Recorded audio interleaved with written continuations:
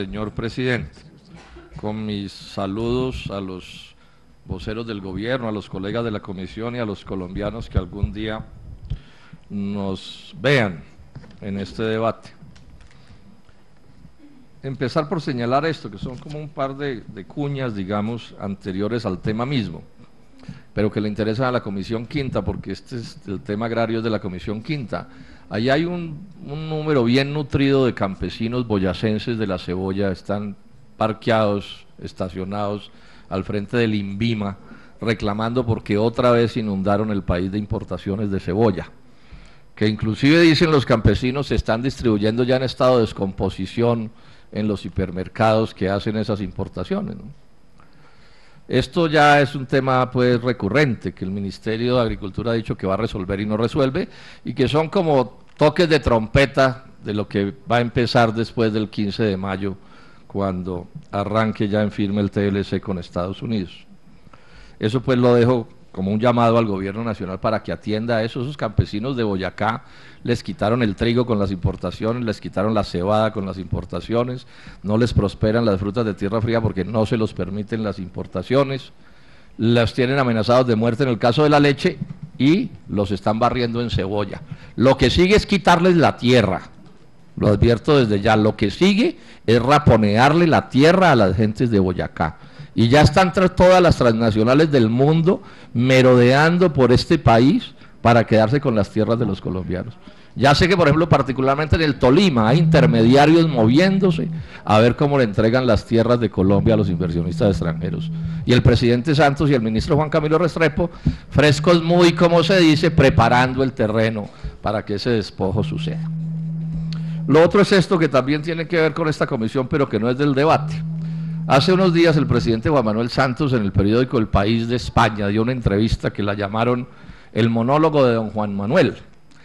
Y él dice, refiriéndose a la restitución de tierras, dice textualmente que hemos entregado en solo 3 meses más de 800.000 hectáreas a unos 90.000 titulares. Dice el presidente Santos, en restitución de tierras. Y resulta que esta semana el Ministerio de Agricultura me certificó, haciendo unas aclaraciones sobre cifras, que no han restituido 1 hectárea de tierra en Colombia. Yo le llamo la atención a la Comisión Quinta de los colombianos de la gravedad que implica que el jefe del Estado, que se supone representa la dignidad de los colombianos ante el mundo, sea capaz de hacer una afirmación como esta, que sabemos no corresponde con la realidad, ni remotamente, repito. Él dice que se han entregado 800.000 hectáreas en restituciones a 90.000 titulares, y resulta que no se ha entregado ni 1 sola hectárea de tierra en políticas de restitución. En otras políticas sí, pero no en restitución. Bueno, entremos ya en materia en lo que tiene que ver con este tema que nos ocupa. Lo primero, expresar pues mi coincidencia con la preocupación de la senadora Maritza Martínez cuando dice que la electrificadora de Boyacá es una empresa que está funcionando muy bien, rentando, operando como debe ser, y entonces pareciera que curiosamente la decisión es privatizarla. La del Meta, me confundo, la del Meta, la de Boyacá ya la privatizaron, pero el caso era el mismo, el caso fue como calcado.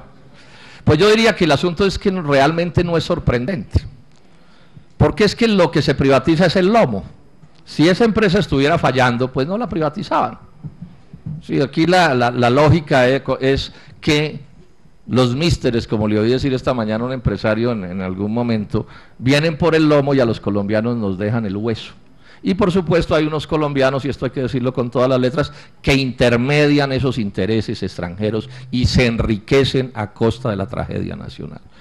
Sería bueno que le pegáramos una mirada, ¿cuál va a ser el criollo, el nativo, que se va a quedar con la intermediación del negocio de la privatización de la electrificadora del Meta, y el que se quedó con la intermediación de la electrificadora de Boyacá? Y pongámoslos con nombre propio y estemos seguros que así va a ser. Lamentable. Lamentable porque además esto viene pegado de otras cosas que quiero mencionar. El problema más grave de las privatizaciones es que van pegadas a alza de tarifas. O el problema más grave no, entre los muchos problemas. Voy a dar unas cuantas cifras que son impresionantes. En gas natural, entre el 98 y el 2011, las tarifas se incrementaron en pesos reales, o sea, por encima de la inflación, o sea, por encima del salario mínimo, en 51%. En GLP, que es otro tipo de gas, se aumentaron en pesos reales 135%. 135%. En el caso de electricidad, de energía eléctrica, en relación con el salario mínimo, la diferencia entre el incremento y el salario mínimo, el incremento de la tarifa de energía y el salario mínimo en estrato 1 es de 63%, en estrato 2 59%, en estrato 3 50%. Esa misma operación en agua, en estrato 1 75% en Bogotá, en estrato 2 72%, en estrato 3 69%, en 4 55%, en 5 58%, en 6 50%. O sea, los colombianos están dejando de comer, de vestirse, de recrearse, de comprar medicamentos para pagar estas alzas astronómicas y escandalosas de las tarifas de los servicios públicos. Esta es la triste y lamentable realidad, pero voy a mirar otro aspecto que en estos días de TLC es interesante mirar, porque es que el problema de las tarifas de energía eléctrica y del gas también, bueno, y en general de los servicios, tienen que ver con la competitividad del país, porque resulta que la industria y la producción agraria más moderna está vinculada con estas cosas. Y entonces, ¿qué sucede? Que el gobierno nacional del presidente Santos nos impone competir con todas las potencias agrícolas e industriales del mundo, pero no le da a nuestros productores herramientas para competir. Por el contrario, les sabotea la posibilidad de competir, les resta competitividad. Hoy lo oí mencionar también, mientras la tasa de interés en Estados Unidos a duras penas supera el 0%. Y se consiguen créditos baratísimos para la producción, aquí estamos hablando de que las tasas más baratas pueden estar del 8% para arriba, y hay tasas hasta del 50% en el caso del microcrédito. Pero eso sí, los ministros con toda frescura dicen, compitan, y el que no compite es un ineficiente que se merece el castigo de este Estado justo y justiciero. No, esto es una vergüenza. Y el caso de la energía eléctrica, ¿cómo es? Colombia, estos son datos de enero, 10 centavos de dólar por kilovatio hora. Estados Unidos 7, o sea, el 30% menos. La Unión Europea 8, o sea, el 20% menos. Perú 6 centavos, o sea, el 40% menos. Esa es la privatización, esa es la política que tenemos. O sea, la política de arruinar a la producción nacional y facilitarle las cosas a los inversionistas extranjeros. Esos son los hechos. Aquí puede haber mil retóricas, senadores, y decir lo que quieran decir, pero los hechos son los hechos, que son estos los que se imponen. Precios de monopolio, empresas controladas por los inversionistas extranjeros, usuarios de burro amarrado, sin derecho ni a parpadear. Sonrían para la foto, es lo único que pueden hacer. Es tan escandaloso esto que en el caso de Bogotá se está transmitiendo en zonas industriales a 11.4 kilovoltios. Este dato me lo acaba de dar Aurelio Suárez, que sabe muchísimo de esto. Y se debería estar transmitiendo a 4.5 kilovoltios. No invierten porque el burro está amarrado. Y no importa que esa transmisión antitécnica encarezca la producción en proporciones considerables y no mueven un dedo. Porque claro, mejorar la transmisión les vale plata y se les dañan las utilidades, se les daña el negocio. Este es el país en el que estamos. Esto es lo que está pasando en Colombia y es lo que el gobierno está impulsando con toda frescura. Esta es la privatización. Esta es la privatización. ¿Cómo no voy a recordar con estas altas escandalosas de las tarifas del gas? Los senadores que son más veteranos se acordarán de los debates que hicimos aquí con Hugo Serrano, de cómo cuando el gas de Chuchupa en La Guajira tenía que revertir el 1 de enero del 2004 a la nación, a Ecopetrol, tenía que entregarlo a la Chevron Texaco, porque había terminado el contrato. Decidieron dejárselo a la Chevron Texaco para que siguiera con el negocio, un gas que se sabía que estaba ahí. Yo estuve en esa plataforma con Hugo Serrano, senador Rodríguez, y estaban los huecos por donde había que introducir los nuevos barrenos para sacar ese gas. Y entonces se levantaron la tesis de que Colombia no tenía unos cuantos millones de dólares para hacer esa explotación y que el negocio había que dejárselo a la Chevron Texaco para que cobrara por el gas lo que se le da la gana. Y miren ustedes el vecino Ecuador. Pregúntenle a los nariñenses las diferencias entre el gas de un país a otro, ¿sí? Que en buena medida ilustra cuál es el punto y cómo es que se utilizan y se manejan las cosas en Colombia. Pero voy a ir un poco más allá y le voy a meter un poquito de técnica a este debate para señalar cosas que podrían hacerse y tampoco se hacen. Ojo, senadores, que esto es muy importante. Aquí es bien extraño que haya una ley que favorezca al ciudadano, pues la verdad sea dicha, pero a veces les quedan mal redactadas, o por lo menos parcialmente, señor viceministro y señor superintendente. Resulta que el artículo 87 de la ley 142 del 93, que es la que organiza la privatización y la impone, ese artículo, el 87, en el aparte 87.1, habla de la eficiencia en la tarifa. Dice entonces, primera parte, que las fórmulas tarifarias deben tener en cuenta no solo los costos, ¿sí? O sea, la tarifa tiene que tener en cuenta los costos y la utilidad, pero además dice, sino los aumentos de productividad esperados, los aumentos de productividad esperados, y agrega, y que estos deben distribuirse, o sea, los aumentos en la productividad deben distribuirse entre las empresas y los usuarios. O sea, lo que ganen en productividad, o sea, lo que bajen lo que ganen en baja de costos, deben distribuirse entre la empresa y los usuarios. Yo pondría en duda de por qué le van a dar a la empresa, porque finalmente la fórmula también dice que todos los ensanches y las ampliaciones se pagan en la tarifa, pero bueno, digamos que les quedó redactado así, pero dice que algo le tiene que tocar al usuario. Y agrega, tal como ocurriría en un mercado competitivo, que es el reconocimiento de que el mercado no es competitivo, como todos sabemos. Y yo le pregunto a la superintendencia y al ministerio, ¿alguna vez han mirado si los aumentos en la productividad de esas empresas se le han transferido a los usuarios siquiera en un centavo? Y es una orden de la ley, señor viceministro, señor superintendente, esto no es de libre decisión para los altos funcionarios del Estado. ¿Cuánta plata se han embolsillado esas empresas porque esta norma no se ha cumplido? Ahora, podría suceder que no haya habido un solo aumento en la productividad, tal la ineficiencia con la que podrían operar y que las ganancias las estén haciendo por otra vía dentro de las fórmulas tarifarias. Pero ojo que les voy a dar este dato, que probablemente también los va a sorprender. La tarifa, la fórmula tarifaria, está vinculada a una cosa que se llama la tasa interna de retorno, que está reconocida en los contratos, la TIR que llama. La TIR que tienen estas empresas, particularmente en distribución, yo podría detallar más si ustedes quieren, no lo voy a hacer porque el tiempo es escaso. Pero en general la TIR que les reconocen es de 13% a la inversión, o sea, la ganancia, para ponerla en lenguaje corriente. 13% en negocios de este tipo es una tasa escandalosamente alta, eso lo sabemos todos, altísima. Negocios de burro amarrado, cero riesgos, se prestan para fórmulas de intermediación financiera como para arrancar a vender electrodomésticos con la tasa de interés que se les antoja, ¿sí? Bueno, lo que quieran. Negocios de burro amarrado, no modernizan, no tecnificarse, es lo que quieran. Cero riesgos, quiero insistir en este asunto. Bueno, TIR del 13%, digamos que aceptémoslo. Bueno, ese es el contrato, ¿sí? Así está pactado el asunto, pero ojo con esto. Yo le pregunté aquí a un funcionario, estaba sentado allá en ese sitio, a un funcionario de la CREG, le dije, ¿cómo calculan la tasa interna de retorno? O le dije específicamente, ¿con qué impuesto de renta calculan la tasa interna de retorno? Y me dijo, con impuesto de renta del 33%.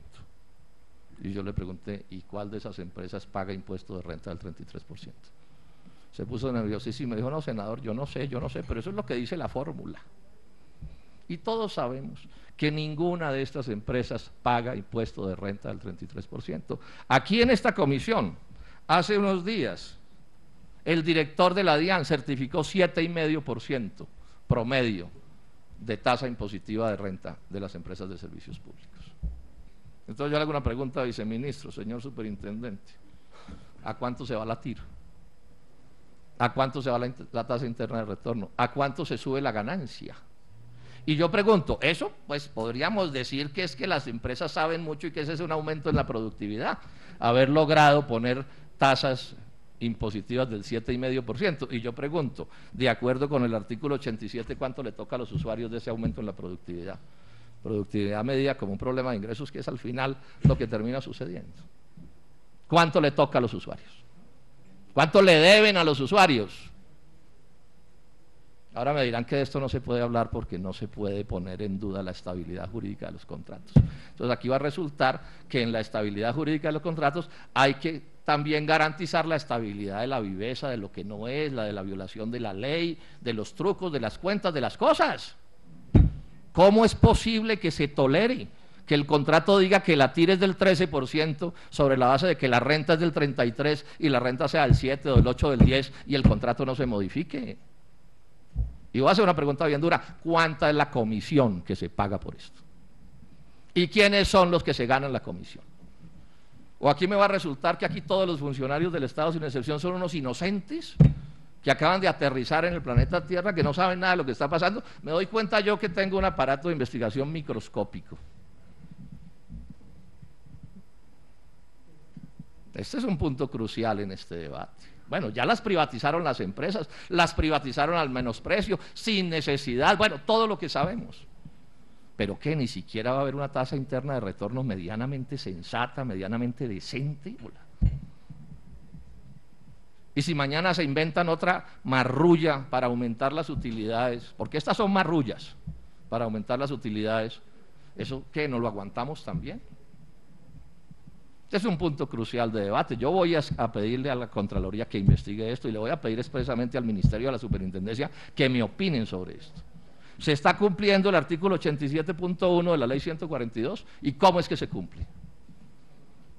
Y como es complejo calcularlo, calcúlenme ustedes la TIR, doctor González y señor viceministro. A ver cuál es la efectiva. Debe ser altísima, ¿no? ¿Cierto? Porque si se baja del 33 al 7 la tasa impositiva y los costos se mantienen iguales, imagínense a cuánto puede irse la tasa interna de retorno.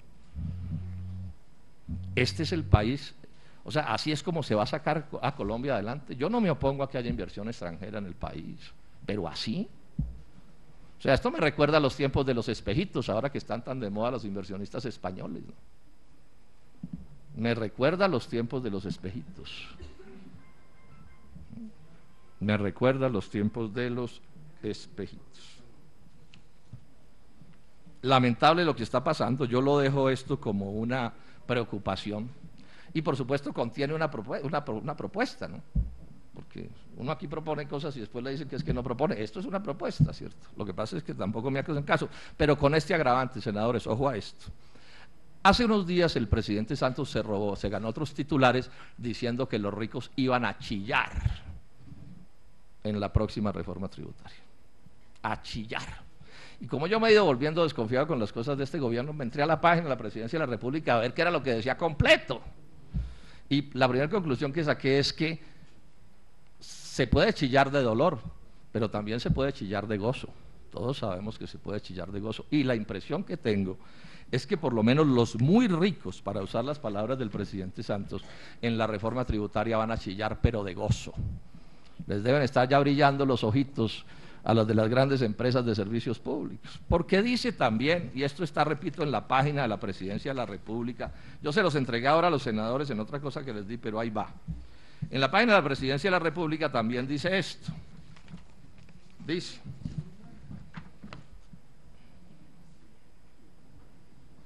que vamos a bajar las tasas. Él lo dice. Además de que dice que los que no pagan les van a armar un lío y no sé qué, pero entonces dice, vamos a bajar las tasas. Y agrega, o sea, el que está pagando sus impuestos como Dios manda, y esa es como la hojita de parra que le ponen a la cosa, ¿cierto? Sí, es chiquitica, pero se la pone. El que está pagando los impuestos, así sea muy rico, dice el presidente Santos, va a ser beneficiado.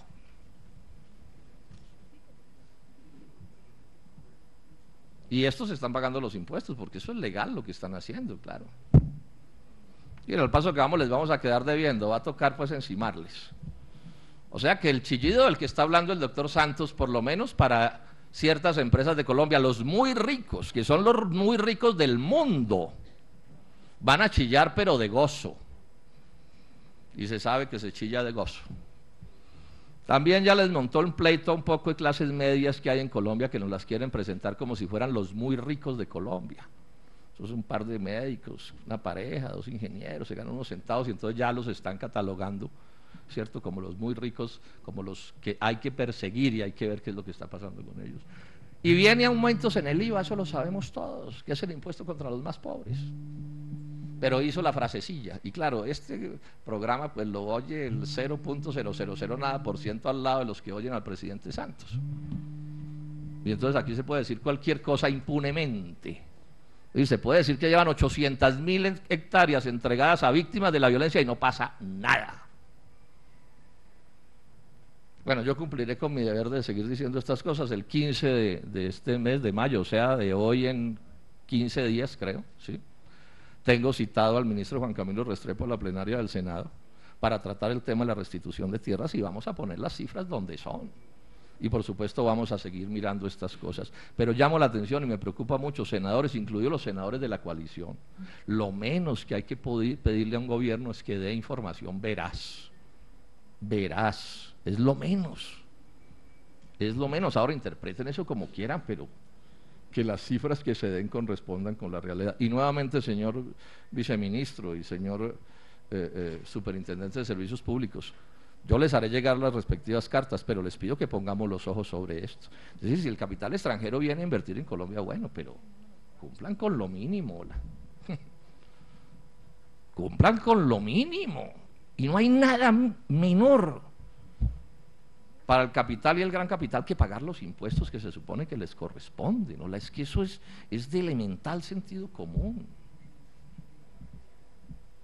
Y hacer tasas internas de retorno que no se le parezcan a uno las tasas de ganancia de la actividad ilegal, del narcotráfico. En minería están obteniendo tasas, en oro, por ejemplo, están obteniendo ganancias como de narcotráfico. Y tampoco pagan los impuestos. Muchas gracias, señor presidente.